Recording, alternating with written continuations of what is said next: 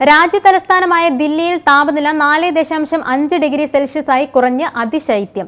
സീസണിലെ ഏറ്റവും വലിയ തണുപ്പാണ് ഇന്ന് രേഖപ്പെടുത്തിയതെന്ന് കാലാവസ്ഥാ വകുപ്പ് അറിയിച്ചു. കഴിഞ്ഞ ദിവസം രേഖപ്പെടുത്തിയ 4.9 ഡിഗ്രി സെൽഷ്യസ് ആയിരുന്നു ഏറ്റവും കുറഞ്ഞ താപനില.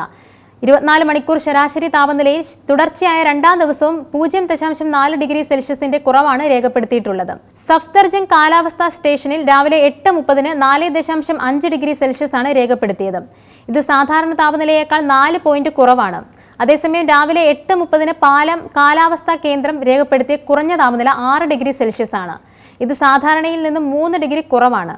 പാലം സ്റ്റേഷനിൽ 24 മണിക്കൂർ ശരാശരി താപനിലയിൽ 0.2 ഡിഗ്രിയുടെ മാറ്റമാണ് രേഖപ്പെടുത്തിയത്. ശീതതരംഗത്തെ തുടർന്ന് ദില്ലിയിൽ വ്യാഴാഴ്ചയോടെ താപനിലയിൽ കുത്തനെ ഇടിവുണ്ടാകുമെന്നാണ് കാലാവസ്ഥാ വകുപ്പ് മുന്നറിയിപ്പ് നൽകിയിരുന്നത്. കേരളത്തിലെ കാലാവസ്ഥാ റിപ്പോർട്ടുകളിലേക്ക് പോയാൽ അതിതീവ്ര മഴയ്ക്ക് സാധ്യതയുള്ളതിനാൽ സംസ്ഥാനത്തെ 3 ജില്ലകളിൽ കേന്ദ്ര കാലാവസ്ഥാ നിരീക്ഷണ കേന്ദ്രം ഇന്ന് റെഡ് അലർട്ട് പ്രഖ്യാപിച്ചു. പത്തനംതിട്ട, ഇടുക്കി, എറണാകുളം ജില്ലകളിലാണ് റെഡ് അലർട്ട്. 24 മണിക്കൂറിൽ 204.4 മില്ലിമീറ്ററിൽ കൂടുതൽ മഴ പെയ്തേക്കുമെന്നാണ് കാലാവസ്ഥാ പ്രവചനം. തിരുവനന്തപുരം, കൊല്ലം, ആലപ്പുഴ, കോട്ടയം, തൃശൂർ ജില്ലകളിൽ ഇന്ന് ഓറഞ്ച് അലർട്ടും പാലക്കാട്, മലപ്പുറം, കോഴിക്കോട്, വയനാട് ജില്ലകളിൽ ഇന്ന് യെല്ലോ അലർട്ടും കേന്ദ്ര കാലാവസ്ഥാ നിരീക്ഷണ കേന്ദ്രം പ്രഖ്യാപിച്ചിട്ടുണ്ട്.